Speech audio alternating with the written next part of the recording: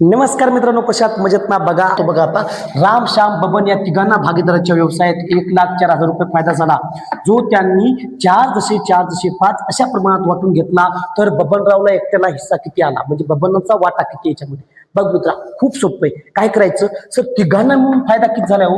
1,04,000 रुपये. मग या 1,04,000 रुपयापैकी एकूण वाट्यापैकी चौथा वाटा हा रामला जाणार, चौथा वाटा हा श्यामला जाणार, पाचवा वाटा हा बबनला जाणार. मग सर एकूण वाटे किती नेमके? 5 आणि 4 9 आणि 4 13.